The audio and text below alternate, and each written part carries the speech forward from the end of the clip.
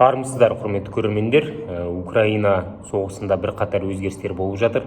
Әсіресе ол саяси тұрғыдан ұрыс даласында да айтарлықтай өзгерістер бар. Міне осы өзгерістер бойынша, ақпараттар бойынша өздеріңізбен бөлісуге, ортаға салуға рұқсат етіңіздер. Ең маңыздысы ол соғыс болғандықтан ұрыс даласындағы өзгерістер. Сол бойынша қысқаша айта кетейік. Ең біріншісі, осы 2 аптаның ішінде қиян-кескі шайқастар өтіп жатқан Северодонецк қалашығы Ресей әскерінің қолына өтті, ал Украина әскері қаладан шығып кетті. Бұл негізде екі тарапта өзіндік жеңістерге қол жеткізгенін айтуымыз керек. Ол қалай? Біріншіден, Ресей әскері қаланы физикалық тұрғыдан басып алу арқылы әскери негізде жеңіске жетті десек болады. Бұл бір. Екіншіден, Ресей әскері үшін бұл қала идеологиялық маңызға ие еді. Себебі 2014 жылы Луганск облысының орталығы саналған Луганск қалашығы сепаратистердің қолына өткеннен кейін Украина Луганск облысының орталығы етіп уақытша негізде осы Северодонецк қалашығын бекіткен болатын. Ал аталмыш қаланы басып алу арқылы Ресей әскері біз Луганск облысын толыққанды тырнақшаның ішінде азат еттік деген месседжді өзінің аудиториясына бере алады. Себебі 24 ақпанда 2022 жылы Ресей әскері соғыс бастаған кезде басты себептердің бірі ретінде осы Луганск, Донецк облыстарын азат етеміз деген жаңағы желеумен бастады. Әрине азат етеміз дегенді біз өзіндік көзқараспен түсінеміз, Ресей аудиториясы өзіндік көзқараспен түсінеді. Алайда аталмыш желеудің негізінде Северодонецк қалашығын басып алу Ресей әскері үшін идеологиялық маңызға ие болды. Ал енді Украина әскері қаладан шығып кетті, қала Ресей әскерінің қолына өтті, ол қандай жеңіске жетуі мүмкін деген. Бұл жерде заңды сұрақ туындайды.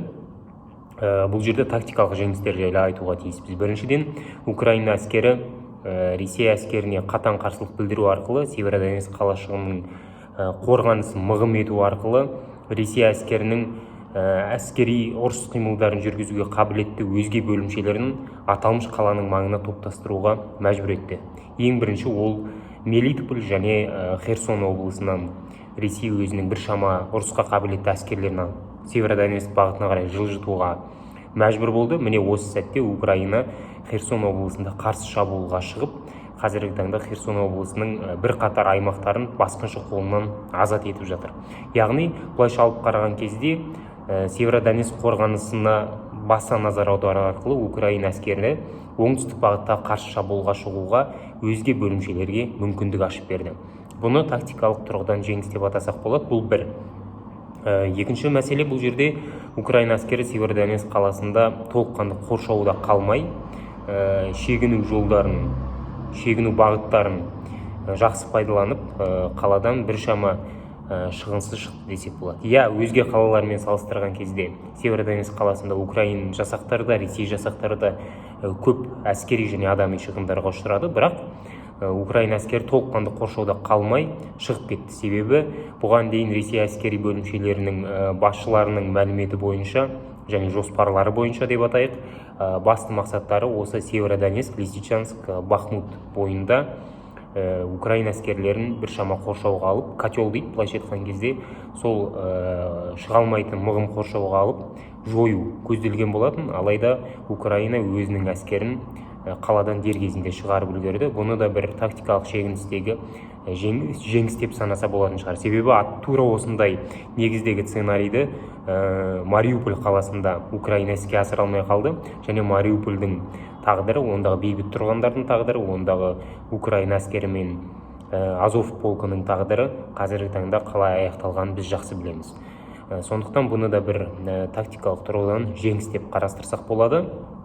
Украина әскері осылайша Северодонецк бойындағы өз әскери бөлімшелерін толыққанды талқандаудан сақтап қалды және дер кезінде шығарып үлгерді. Бұл екі тараптың арасындағы ұрыс қимылдарының негізіндегі осы Северодонецк бойынша болып жатқан ұрыс қимылдары бойынша ақпараттар осындай. Тағы бір ақпарат, ол Украина әскеріне Америка құрама штаттары уәде еткен зымыран кешендері, нақтылап айтқанда HIMARS-тің келіп жетуі және бүгінгі таңда ұрыс қимылдарына араласып кетуі. Қазіргі таңда Украина әскеріне бар жоғы 4 HIMARS зымыран кешені берілді, бірақ HIMARS-тің өзіндік артықшылықтары бар. Біріншіден, ол нысанаға дәл тиеді. Екіншіден, Украинада бұған дейін болмаған мүмкіндіктерді ашып отыр, яғни 80 шақырымдағы нысаналарды жою мүмкіндігі ашылды. Егер Америка құрама штаттары мен батыстық серіктестер Украинаға 300 шақырымға дейін нысананы жоятын зымыран түрлерін, яғни снарядтарын беретін болса, Химерская ендеше Украинаның мүмкіндігі еселеп артатыны белгілі. Алайда қазіргі таңда саяси шешімдерге байланысты ондай зымырандар берілген жоқ. Бірақ 80 километрдің өзі, яғни 80 шақырымдағы нысананы жоюдың өзі Украина әскеріне бір қантар мүмкіндіктер ашып отыр. Біз оны соңғы жаңалықтардан көріп отырмыз. Ең біріншісі ол Украина басқыншылар қолындағы, басқыншылардың аймағында жаңағы әскери қоймаларды, әскери бөлімшелерді жоюдың мүмкіндіктерін алды. Соңғы бір апта ішінде Украина Ресей әскерінің Луганск және Донецк бағытындағы 18 әскери қоймасы мен әскери бөлімшелеріне нақты дәл соққы жасай білген. Және бұл Ресей әскерінің әскери бөлімшелерін Химерстің зымырандары жетпейтін өзге аймақтарға қарай көшіруіне мәжбүр болды. Қазіргі таңда Ресей әскери қоймалар мен әскери бөлімшелерді зымыран кешендерінің зымырандары жетпейтін қашықтыққа дейін эвакуациялап жатыр деп айтсақ болады. Яғни бұл да бір 4 Химерстің өзі осыншалықты өзгерістер жасап отыр. Ал егерде алдыңғы таңда шілде айында Америка Құрама Штаттары уәде еткен тағы да Химерс кешендері келіп жетеді, ол кезеңде тағы да бір қатар өзгерістердің болатындығы анық. Енді бүгінгі таңда Ресей Украинаға қарсы соғыс ашуға Беларусь билігін барынша үгіттеп жатқаны көрініп тұр. Себебі біріншіден оны бір қатар факторлардан байқай аламыз. Біріншіден Белоруссияның аумағында Ресей әскерімен біріккен әскери жаттығулар қызу негізде өтіп жатыр. Екіншіден Беларусь әскері шекараларда өзіндік қорғаныс жүйелерін және окоптарды қазуда. Үшіншіден Беларусь әскері қалалық аймақтарда ұрыс жүргізуді пысықтап жатыр.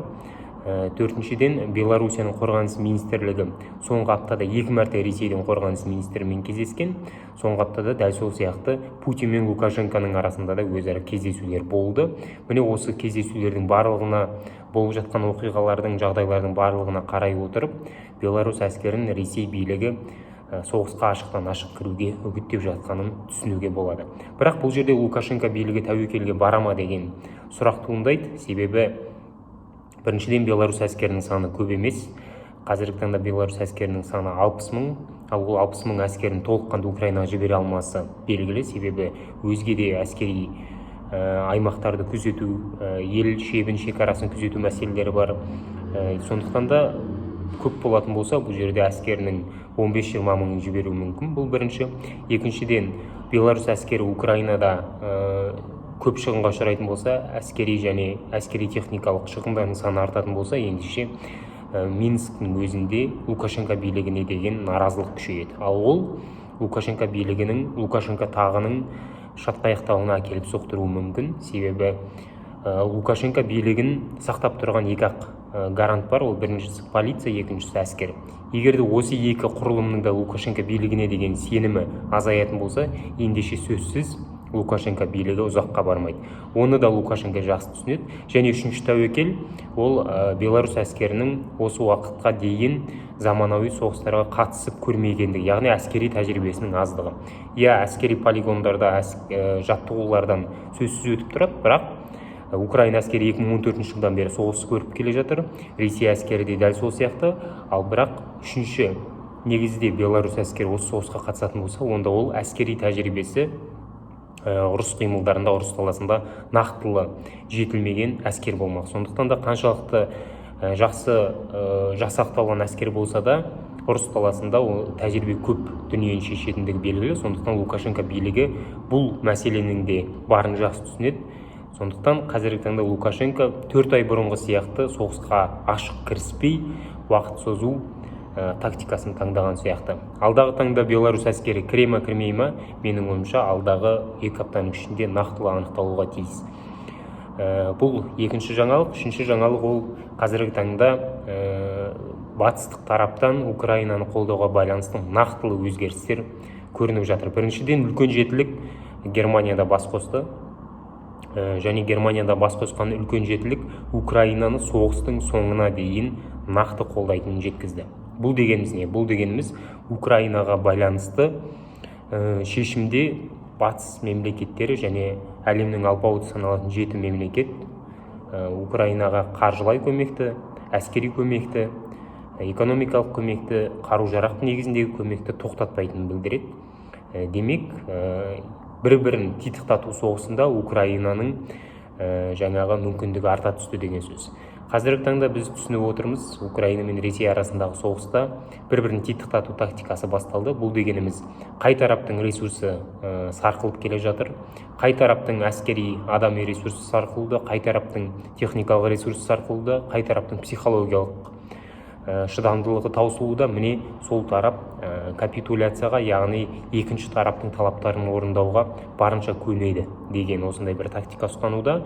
Міне осы кезеңде Украина әскері, Украина қоғамы барынша ұзаққа шыдау үшін батыс барынша көмекті беретінін жеткізіп отыр. Яғни Украина әскерінің әскери техникасы азайса, батыс әскери техника беруге, Украина қоғамында әлеуметтік мәселелерге байланысты наразылық күшеймеу үшін батыс әлеуметтік негізде қаржы беру, азық-түлік беру, дәрі-дәрмек беру сынды көмектерді арттыратын, жәрдемақы беруге көмектесу мәселесін арттыратынын айтып отыр. Дәл осы сияқты Ресей әскері өзінің ішінде де әскери көмекті, яғни әскери техниканың сарқылмауына, адами ресурстардың сарқылмауына барынша назар аударуда. Алайда Ресей әскерінің бұл жердегі бір минусы ол әскери техникаларға байланысты. Ресей әскерінің әскери техникасы Украинамен салыстырған кезде ондаған есе көп, бірақ бұл жерде бір минусы ол Ресей әскеріне бүгінгі таңда Ресейге әскери қару-жарақ беру мәселесі әлемнің бірде-бір мемлекетінде қарастырылмаған. Егер кімде-кім Ресей әскеріне қару-жарақтың негізінде көмек көрсететін болса, ендеше ол елге батыс тарапы ойланбастан санкция салатынын жақсы түсінеді. Сондықтан да Ресей әскеріне, Ресейге әскери көмек беру мәселесінде көптеген мемлекеттер аяқ тарта қарайды.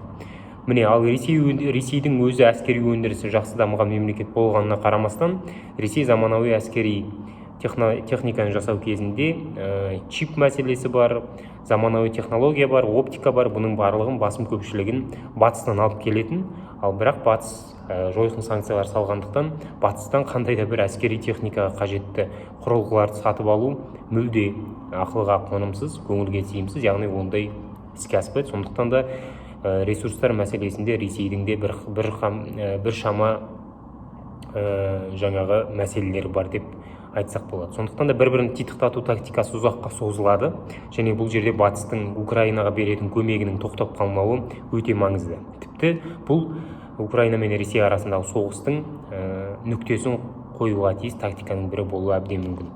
Және ең соңғы ақпарат ретінде ол НАТОның бүгін Мадрид қаласында басталған саммитін айтсақ болады. Әзірге көптеген ақпараттар жоқ, бірақ соңғы ақпараттарға сүйенетін болсақ, НАТО жедел әрекет ету күштерінің санын шығыстағы 40 мыңнан 300 мыңға дейін жеткізеді екен, және НАТО өзінің стратегиясында Ресейді жау мемлекет ретінде бекітетін болады. Егер Ресейді жау мемлекет ретінде бекітетін болса, ендеше НАТО мемлекеттері жау мемлекеттің позицияларын әлемде азайту бойынша жаңа стратегия қабылдайды. Ол әскер санын көбейту, ол жаңа әскери техникаларды көбейту, ол идеологиялық соғыс, ол саяси соғыс және тағысын тағылар деген сияқты. Сондықтан да үлкен жетіліктің саммиті және НАТОның Мадридтегі саммиті Украина соғысына байланысты көптеген мәселелерді көтерді. Бұл бір. Екіншіден, батыс пен Ресейдің арасында ендігі таңда қандай да бір байланыс көпірлерінің толыққанды жойылғанын көрсетіп берген сияқты.